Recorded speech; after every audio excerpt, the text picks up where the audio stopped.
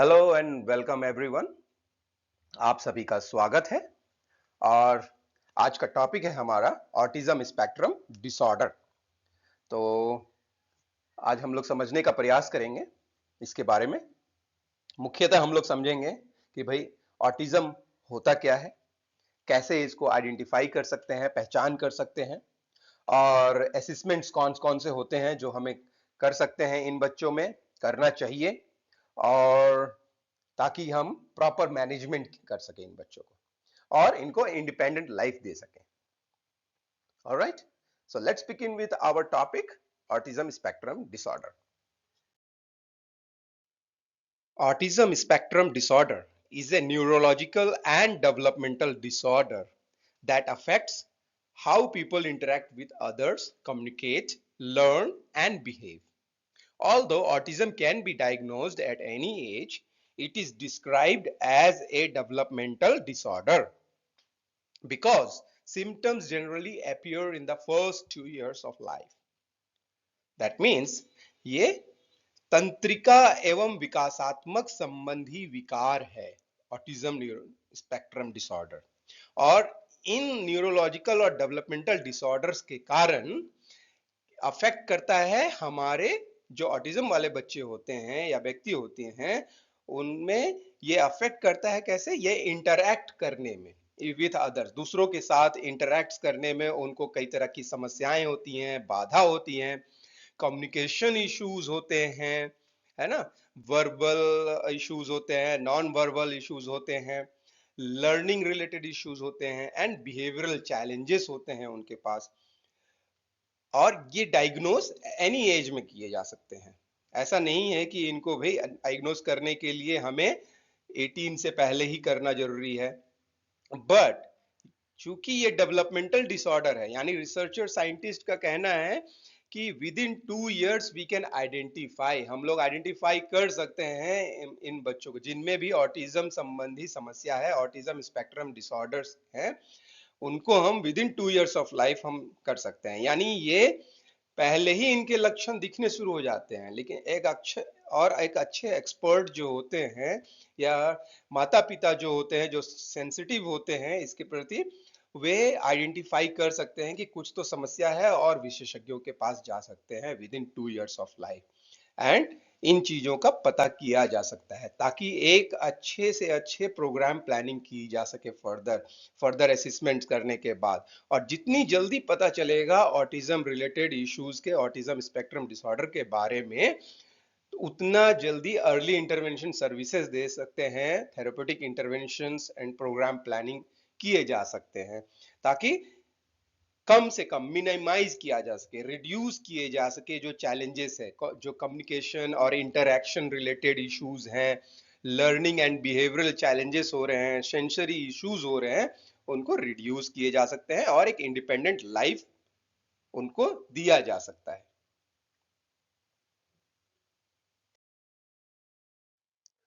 So let's begin with the first thing, spectrum. इसके नाम में ही जुड़ा हुआ है ऑटिज्म स्पेक्ट्रम डिसऑर्डर। अब ये स्पेक्ट्रम, कहीं हम लोग किसी भी डिसऑर्डर या डिजीज में, कहीं किसी इश्यूज में हम स्पेक्ट्रम नहीं सुनते हैं, बट इसमें रखा गया ऑटिज्म स्पेक्ट्रम डिसऑर्डर। बोला जा सकता था ऑटिज्म डिसऑर्डर ओनली, बट इसको स्पेक्ट्रम शब्द जोड़ा गया है बिकॉज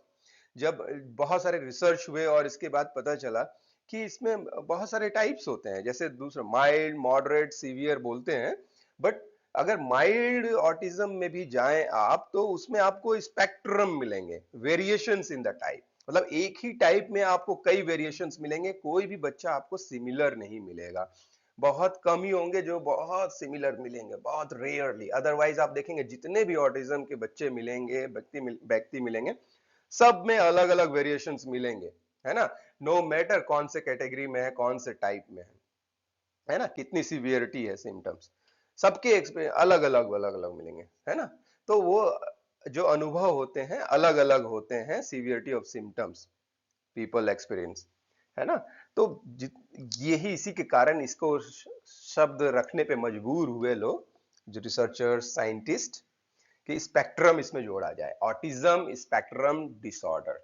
यानी ये समूह है स्पेक्ट्रम डिसऑर्डर्स, है ना। ऑटिज्म के फीचर्स है, वैरायटी ऑफ ऑटिज्म के फीचर्स होते हैं, उनके समूह होते हैं। तो ये बच्चों में होते हैं और किसी एक बच्चे में एक तरह के नहीं होते हैं। ऑलराइट।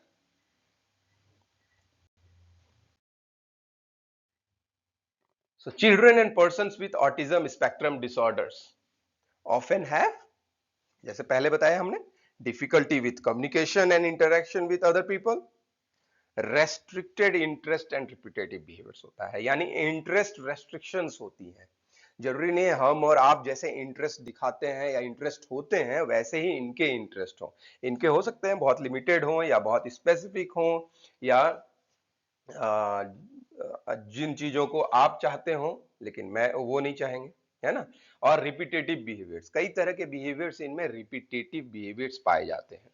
तो ये बहुत खासियत होती है ऑटिज्म में। And then symptoms that affect their ability to function in school. तो नेचुरल सी बात है, जब communication with interactions with other होगा, सोशल सिचुएशंस में जाएंगे तो दिक्कत होगा, स्कूल में होंगे जो सोशल सिचुएशंस मांगते हैं, कोलैबोरेशन मांगता है, वर्क सिचुएशंस हो या अदर पार्ट्स ऑफ लाइफ हो, वहां पर इनको दिक्कतें आएंगी। तो ये अफेक्ट करता है इनके डे टू डे लाइफ में। ओके, नेक्स्ट चलते हैं। What are the signs and symptoms of autism spectrum disorders. What are the signs and symptoms. अब कहेंगे कि भाई अभी तो साइंस एंड सिम्टम्स हम लोग ये नहीं, बहुत सारे और साइंस एंड सिम्टम्स होते हैं जिनको हमें जानने की जरूरत है। सो लेट्स बिगिन विद, है ना, माइन्यूटली थोड़ा सा देखने की जरूरत है, अदरवाइज लोग कंफ्यूज कर जाते हैं कि ये ऑटिज्म है या कुछ और है। तो social communication and social interaction behaviours, इन बच्चों में जो सोशल कम्युनिकेशन और इंटरैक्शन बिहेवियर्स जो पाए जाते हैं वो कुछ इस तरह के हैं। मेकिंग लिटिल और इनकंसिस्टेंट आई कांटेक्ट, यानी बहुत कम क्या होगा, बहुत कम आई कांटेक्ट करेंगे या इनकंसिस्टेंट करेंगे भी तो कभी किया कभी नहीं किया। Then appearing not to look at or listen to people who are talking, यानी आप जब बात कर रहे होंगे ऐसे बच्चों के साथ, ऐसे व्यक्तियों के साथ, तो लगेगा कि अरे ध्यान ही नहीं दे रहा है मेरी बातों पे, है ना। Then infrequently sharing interest, emotions और इंजॉयमेंट ऑफ ऑब्जेक्ट्स और एक्टिविटीज, यानी किसी सिचुएशंस में है और इनफ्रीक्वेंटली कभी शो नहीं करना है इंटरेस्ट, तब शो कर लिया, या फिर जब शो करना चाहिए उस समय इंटरेस्ट शो नहीं किया, या इमोशंस नहीं दिखाया, या इंजॉयमेंट नहीं। कहीं पर है सब लोग इंजॉय कर रहे हैं और पता चले कि वो इंजॉय नहीं कर रहे हैं, है ना। तो ब्लैंक है एक तरह से। तो इस तरह का आपको फ्रिक्वेंटली इस तरह का आपको मिलेगा कि इस तरह का होता है। देन नॉट रेस्पॉन्डिंग और being slow to respond to one's name और to other verbal bits for attention, यानी जब रेस्पॉन्ड नहीं करेंगे, जब नाम लेके आप पुकारेंगे इन बच्चों को या व्यक्तियों को नाम लेके, तो क्या करेंगे, नॉट रेस्पॉन्डिंग, है ना, या बहुत स्लो कर रहेंगे रेस्पॉन्ड करने में। ठीक है।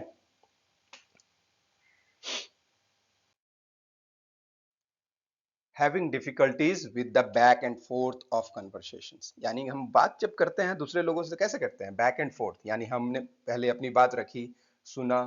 फिर उस पर रेस्पॉन्स दिया, फिर अगले ने कुछ कहा, फिर हमने बात किया, यानी ये जो back and fourth of conversations होती है, इस तरह की करने में डिफिकल्टीज होती है। नेक्स्ट क्या होता है, length about A favourite subject,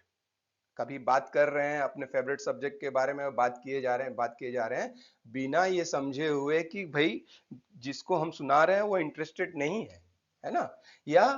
बीच में हम चांस ही नहीं दे रहे हैं रेस्पॉन्ड करने का दूसरों को, तो ये अपनी बातों पे किए जा रहे हैं, इस तरह के कंडीशंस आपको मिल सकते हैं। फिर होता है फेशियल एक्सप्रेशन, डिस्प्ले कर रहे हैं फेशियल एक्सप्रेशन, मूवमेंट्स और जेस्चर्स, और क्या हो रहा है, हम बात कर रहे हैं कुछ और हमारा फेशियल एक्सप्रेशन कुछ डिफरेंट है, या हमारा मूवमेंट कुछ अलग है, या हम इशारे कुछ और कर रहे हैं। तो ये जो है अनयूजुअल सा बिहेवियर आपको मिलेगा। या हो सकता है अनयूजुअल टोन ऑफ वॉइस हो, है ना, बात कर रहे हो और कैसे कर रहे हो, गाने के रूप में हम बात कर रहे हो, गाने जैसे गाने का टोन होता है उस तरह गा रहे हो, या फ्लैट, कोई मीनिंगफुल नहीं है एकदम फ्लैट, या रोबोट की तरह, जैसे रोबोट लोग बात करते हैं विदाउट इमोशंस, उस तरह के आपको देखने को मिलेगा इन बच्चों में। और having trouble understanding another person point of view, है ना, जैसे हमने पहले कहा था ना कि अपनी बात रख रहे हैं तो उसी तरह से अब क्या हो रहा है, दूसरे कोई लोग बोल रहे हैं तो उसको में समझने में परेशानी हो रही है, पॉइंट ऑफ व्यू। और being unable to predict, unable to क्या हो रहा है, प्रेडिक्ट टू और अंडरस्टैंड अदर पीपल्स एक्शन, या प्रेडिक्ट करने में कि भाई वो क्या सोच रहा है या वो क्या करेगा, अब वो प्रेडिक्शन नहीं कर पाते हैं जो एक नॉर्मली हम लोग करते हैं, है ना, अपने सेंसेस के साथ जब काम करते हैं तो, यानी सेंसेस में कोऑर्डिनेशंस नहीं हो रहा है एक तरह से देखा जाएगा, अब देखेंगे इन चीजों को तो। फिर है difficulties adjusting behaviour to different social situations, यानी हमारे व्यवहार एडजस्ट नहीं कर पा रहे डिफरेंट सोशल सिचुएशंस, अलग अलग, कभी हम स्कूल में गए उस समय अडेप्ट नहीं कर पा रहे हैं, या वर्क कंडीशंस में, या मार्केट में, या पार्टी में जा रहे हैं, तो एडजस्टिंग में समस्याएं हो सकती हैं, और हम ग्रुप बिहेवियर्स में नहीं रह पाते हैं इस तरह की। फिर है difficulty sharing in imaginative play और in making friends, imaginative play जो बहुत इंपॉर्टेंट पार्ट है हमारे चाइल्ड डेवलपमेंट में, या मेकिंग फ्रेंड्स, दूसरों के साथ फ्रेंडशिप करना, ये सिचुएशंस, इस तरह की प्रॉब्लम्स, इश्यूज आती हैं इन बच्चों में। नेक्स्ट इज रेस्ट्रिक्टिव और रिपीटेटिव बिहेवियर्स होता है, जो हमने पहले बताया था ना, रेस्ट्रिक्टेड एंड रिपीटेटिव बिहेवियर्स पाया जाता है। तो किस तरह के बिहेवियर्स हो सकते हैं, जैसे अनयूजुअल बिहेवियर्स होगा, जैसे रिपीटिंग वर्ड्स और फ्रेजेस, है ना, क्या रिपीट कर रहे होंगे, बार बार एक ही तरह के वर्ड्स कर रहे होंगे, या सेंटेंस को रिपीट कर रहे होंगे, जिसको हम लोग स्पीच एंड लैंग्वेज की में बोलते हैं इको ले लिया, है ना, इको करना, यानी मैंने जो बोला उसको आपने रिपीट किया। तो अगर मैंने पूछा आपका नाम क्या है, तो वो भी बोलेगा आपका नाम क्या है, दिस काइंड ऑफ थिंग, या फिर वो रिपीट कर रहा होगा आपने कोई शब्द। तो having a lasting intense interest in specific topic such as number details, यानी एक होता है अब किसी तरह का इंटरेस्ट स्पेसिफिक टॉपिक्स पे, नंबर्स पे, डिटेल्स, या इस तरह की इन लोगों को बहुत स्पेसिफिक इंटेंस इंटरेस्ट हो सकता है नंबर रिलेटेड, मैथ्स में, साइंस में, या वीडियोस में, है ना, किसी स्पेसिफिक टेक्नोलॉजी में हो सकता है। तो इस तरह का इंटेंस, इसी तरह उसी तरह के काम बार बार करने का उनका मन करेगा, है ना, तो वो इस तरह का रिपीटेटिव बिहेवियर, किसी एक ही सब्जेक्ट में, एक ही टॉपिक पे वो लगे रहेंगे। फिर showing overly focused interest such as with moving objects और पार्ट ऑफ ऑब्जेक्ट्स, आपने देखा होगा, ज्यादातर सुनने को मिला होगा, बच्चे ऐसे ऐसे से पेन को घुमाते हैं, पेंसिल को लेके, है ना, किसी खेलते रहते हैं, और ऐसा करते हैं जैसे कोई दूसरा व्यक्ति कर भी नहीं पाता है, बहुत ही एकदम अलग तरह की स्किल उनकी रहती है, स्पेशल स्किल्स इस तरह की। तो इस तरह की और भी कई तरह की स्किल्स आप इन बच्चों में देख सकते हैं,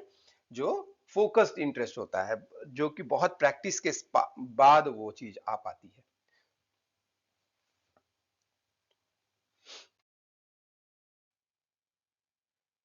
Than have becoming upset by slight change in a routine and having difficulty with transitions। आप देखेंगे थोड़ा सा भी स्लाइट चेंज होगा उनके रूटीन में, बहुत रेस्ट्रिक्टेड रहते हैं, है ना, मतलब यही मेरा डिसिप्लिन, अगर जो चीज है उसका, तो उससे हट के वो कोई चीज करना नहीं चाहेंगे या अपसेट हो जाएंगे। तो डिफिकल्टी विथ ट्रांजिशंस में बहुत इनको इश्यूज होती है एक चीज से दूसरी चीज में बदलने में।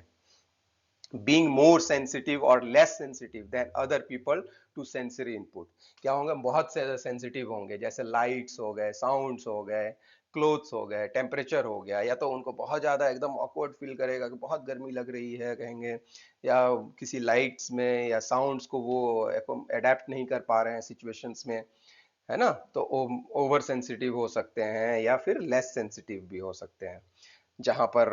लगेगा कि अरे बहुत यहाँ पर तो कोई दूसरे बच्चे नहीं रह पा रहे हैं लेकिन वो रह पा रहा है, इस तरह की भी सिचुएशंस हो सकती है। Then people with ASD also may experience sleep problems and irritability. तो क्या होता है स्लीप, ज्यादातर बच्चों, ज्यादातर पेरेंट्स आप देखेंगे कि उनकी कंप्लेंट्स रहती है कि बच्चा सोता नहीं है, दिन में भी नहीं सोया है, रात में भी बहुत देर से सो रहा है, तो इस तरह की है ना, या इरिटेबिलिटी, चिड़चिड़ा हो रहा है, बहुत एकदम गुस्सा कर रहा है, इस तरह की आप कंप्लेंट्स पाएंगे। हम्म। तो ये जो अभी तक हमने कहा, yes, not all people with SD will have all this behaviours, है ना, सारे बिहेवियर्स जो है अभी तक हमने जो डिस्क्राइब किया ये सभी एसडी में नहीं हो सकते हैं, बट सेवरल ऑफ द, बहुत सारे बिहेवियर्स जो हमने अभी चर्चा किया, बताया, ये हो सकते हैं उनमें इस तरह के। Then people on the autism spectrum also may have many strengths, है ना, क्या होती है इनकी खासियत, होती है स्ट्रेंथ्स होती है ना, कि कुछ चीजें बहुत अच्छे से कर लेते हैं ये, जैसे being able to learn things in detail, बहुत डिटेल में लर्न कर लेंगे बहुत सारी चीजें जो हम और आप नहीं कर पाएंगे, तो ये बहुत एक अच्छी तरीके से होती है, मेमोराइज कर लेंगे, इंफॉर्मेशन, कई तरह की इंफॉर्मेशन रिमेम्बर कर लेंगे, बहुत दिनों तक याद रहता है इनको, है ना, और बहुत strong visual and auditory learners होते हैं ये, और जैसे बताया हमने, मैथ, साइंस, म्यूजिक, आर्ट, किसी एक स्पेसिफिक में या किसी किसी चीज में आप देखेंगे बहुत अच्छे से परफॉर्म कर रहे हैं, है ना। अब है what are the causes and risk factors for ASD. अब व्हाट आर द कॉजेज, क्या कारण हो सकते हैं, और रिस्क फैक्टर क्या हो सकता है एएसडी के लिए, तो देखेंगे आप इसमें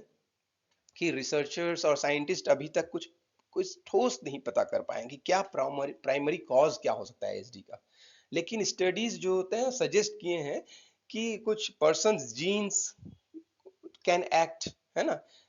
एक्ट कर सकते हैं टुगेदर विद रेस्पेक्ट इन्वायरमेंट, तो जेनेटिक और इन्वायरमेंट दोनों का रोल है, ऐसा समझा जाता है, या ऐसा समझा जा रहा है, बट कंक्लूसिव एक जो होता है ना, कंक्लूसिव एनालिसिस अभी तक नहीं पहुंच पाए हैं रिसर्चर्स लोग, कि क्या चीज है जो ऐसा डेवलपमेंट या न्यूरोलॉजिकल और डेवलपमेंटल दोनों को अफेक्ट कर रहा है, जिसके कारण एएसडी हो रहा है, ऑटिज्म स्पेक्ट्रम डिसऑर्डर बच्चों में होता है।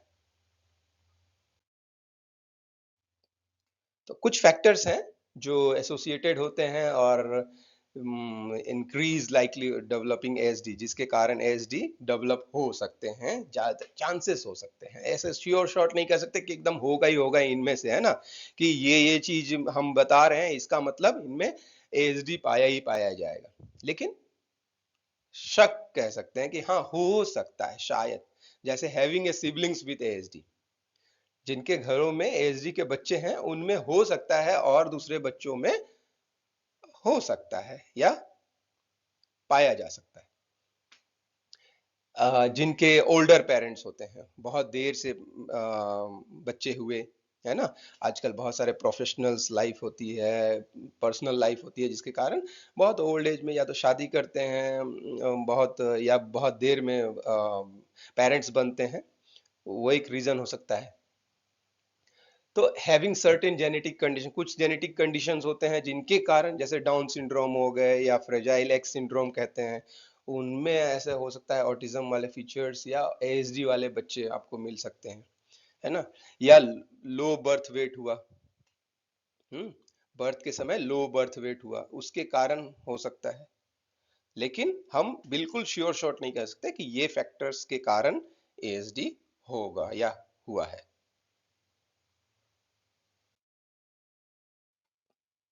नाउ नेक्स्ट, अब चलते हैं स्क्रीनिंग पे, असेसमेंट्स और डायग्नोसिस के ऊपर, कि इनका स्क्रीनिंग कैसे करें, है ना, जैसे रिसर्चर्स कहते हैं कि within 2 years you can identify, आप पता कर सकते हैं कि 2 साल के अंदर बच्चों में ऑटिज्म है कि नहीं, एएसडी है कि नहीं, और आप डायग्नोस कर सकते हैं अगर एक अच्छे आप जानकार हैं, नॉलेजेबल पर्सन है, प्रोफेशनल्स है तो, और पेरेंट्स भी इसमें आइडेंटिफाई कर सकते हैं। तो दो स्टेजेस में हम लोग चलते हैं प्रोफेशनल्स, डेवलपमेंटल स्क्रीनिंग शुरुआती दौर में करते हैं, अगर हुआ कि भाई क्या ऑटिज्म है या नहीं है, तो एक डेवलपमेंटल स्क्रीनिंग कर सकते हैं, जो डिफरेंट डिफरेंट चेकलिस्ट होते हैं, असेसमेंट टूल्स होते हैं जो आप कर सकते हैं, अच्छे प्रोफेशनल्स होते हैं जो कर सकते हैं। देन कम्प्रिहेंसिव, जब डेवलपमेंटल स्क्रीनिंग में हमें पता चल गया कि हाँ ऑटिज्म है या कुछ फीचर्स है, तो उसको फर्दर जो है असेसमेंट्स करने के लिए कम्प्रिहेंसिव असेसमेंट्स की आवश्यकता पड़ती है। तो कुछ जो इस तरह असेसमेंट्स और एवोल्यूशंस हैं जो हमें कराने चाहिए एक फर्म डिटेल्ड में, अगर हमें मैनेजमेंट करना है और अच्छे से उनके इंडिपेंडेंट लाइफ देनी है तो जैसे कि हमने देखा कि it is an neurological and developmental disorder है, तो मेडिकल एंड न्यूरोलॉजिकल एग्जामिनेशंस तो बहुत पहले होना जरूरी है सबसे फर्स्ट, कि भाई ये न्यूरोलॉजिकल कुछ इश्यूज है या मेडिकल इश्यूज है या नहीं है। देन जैसे डेवलपमेंटल स्क्रीनिंग किया वैसे ही कम्प्रिहेंसिव डेवलपमेंटल असेसमेंट्स होने की जरूरत है, जो चाइल्ड डेवलपमेंट जो ऑल द डोमेन्स हैं वो कवर होने चाहिए, और पर्टिकुलरली जो ऑटिज्म से रिलेटेड असेसमेंट टूल्स हैं उनका यूज करना जरूरी है। एंड देन कॉग्निटिव एबिलिटीज, उनकी कॉग्निटिव एबिलिटीज इंटेलिजेंस कितनी है ना, रीजनिंग थिंकिंग, है ना, एटीट्यूड्स, ये सब कैसे हैं, ये सब चीज को बहुत जरूरी है इनको एसेस करना। फिर जैसे बताया बिहेवियर्स के ऊपर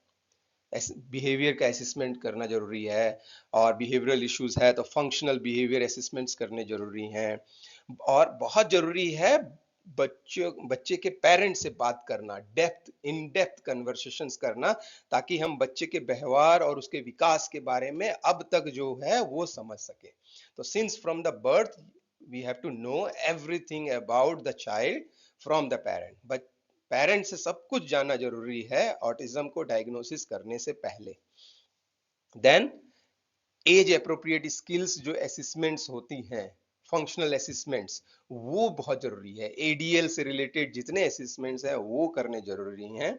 और साथ ही साथ कंप्रीहेंसिव सेंसरी असेसमेंट्स होना जरूरी है, क्योंकि सेंसरी इश्यूज होते हैं बच्चे, तो ये बहुत इंपॉर्टेंट पार्ट है सेंसरी असेसमेंट्स। ये कंप्रीहेंसिव होना चाहिए, किस तरह की इंटरेस्ट है, किस तरह की चॉइसेस है, किस तरह की इश्यूज है, ये सारे चीज कवर होने चाहिए ताकि एक अच्छा प्रोग्राम प्लानिंग मैनेजमेंट के लिए किया जा सकता है।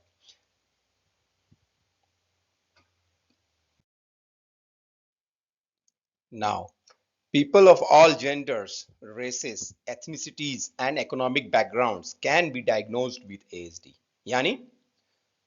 आपको किसी भी जेंडर में चले जाएं, पुरुष है या महिला है या किसी भी पर्टिकुलर रेसेस हो, किसी भी जाति, धर्म, एथनिसिटी या किसी भी इकोनॉमिक बैकग्राउंड, यानी अमीर है, गरीब है ना, वो किसी भी बैकग्राउंड के हो, बच्चे वहां पाए जा सकते हैं, डायग्नोस आपको मिलेंगे एएसडी के। और ASD can be A life long disorder, है ना, ये लाइफ लॉन्ग डिसऑर्डर हो सकता है। एंड ट्रीटमेंट्स एंड जो सर्विसेज हैं मैनेजमेंट के द्वारा,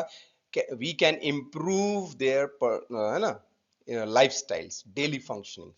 और उनके सिम्टम्स जो होते हैं, जो इंटरेक्शन करने में या कम्युनिकेट करने में या बिहेवियरल जो इश्यूज होते हैं उनको रिड्यूस कर सकते हैं, और उनको ऐसे कर कि उनकी लाइफस्टाइल, उनकी एग्जीक्यूटिव फंक्शंस जो है सोसाइटी में रहने के लिए इंडिपेंडेंट। और ऐसे हमारे पास एग्जांपल्स हैं आज की डेट में कि बच्चे ऐसे हैं, व्यक्ति ऐसे लोग हैं जो सक्सेसफुल हैं और अपने ऑटिज्म स्पेक्ट्रम डिसऑर्डर्स को होने के बावजूद आज की डेट में सक्सेसफुल है।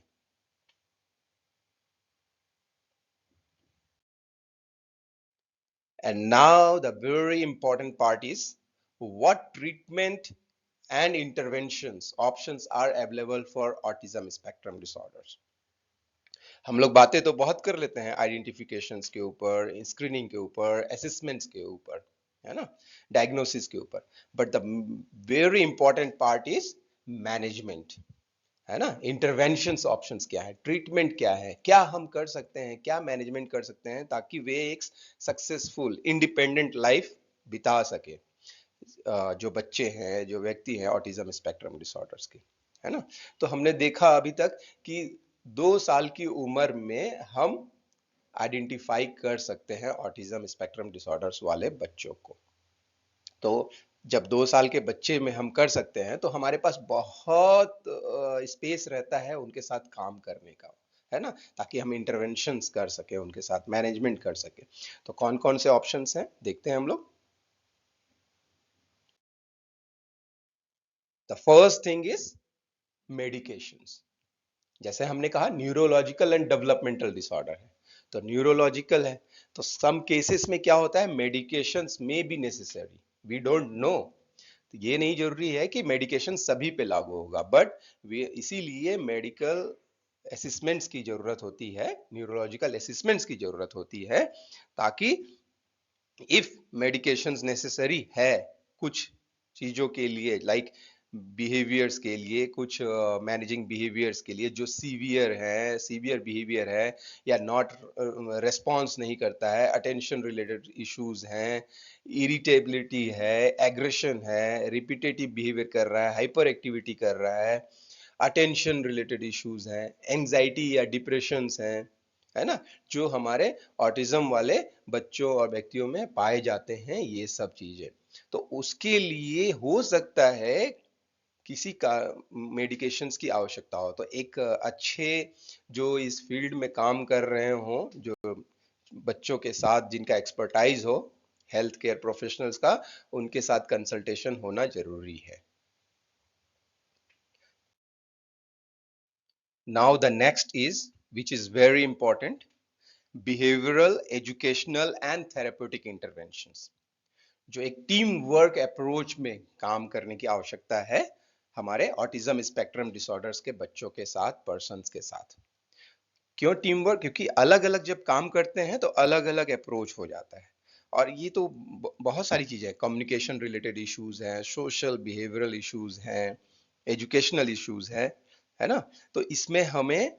कई सारे एरियाज हैं, उन पे मिल के काम करना है। तो इसमें ऑक्यूपेशनल थेरेपिस्ट हो सकते हैं, फिजियोथेरेपिस्ट हो सकते हैं, स्पीच थेरेपिस्ट हो सकते हैं, स्पेशल एजुकेटर हो सकते हैं, साइकोलॉजिस्ट हो सकते हैं,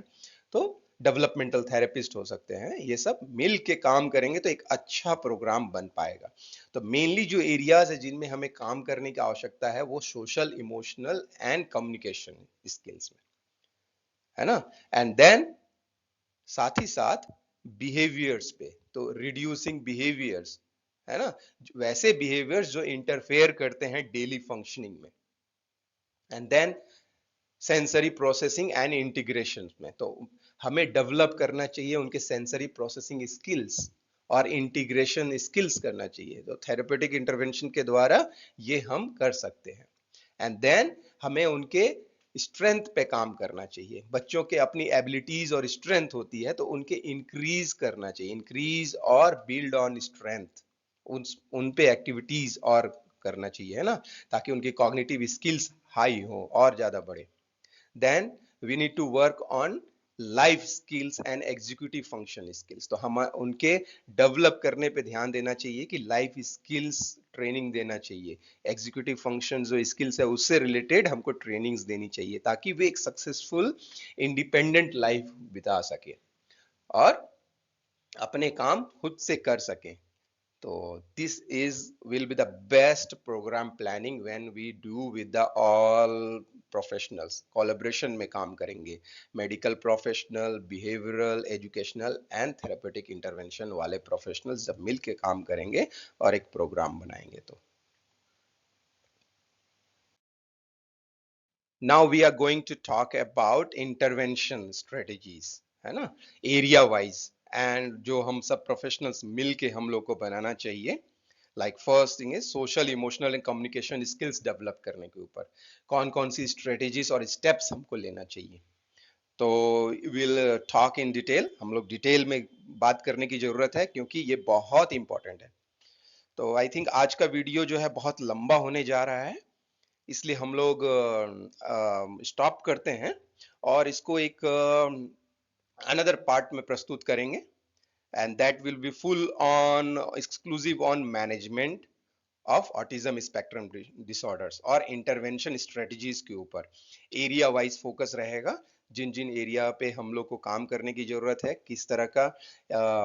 स्ट्रेटजीज यूज करते हैं, ऑलराइट, तो बहुत बहुत धन्यवाद आप लोगों का यहाँ तक पेशेंस के साथ हमारा साथ देने के लिए। और हम लोग चाहेंगे कि आप हम लोग की हौसला अफजाई करें, बढ़ावा दें, और ज़्यादा से ज़्यादा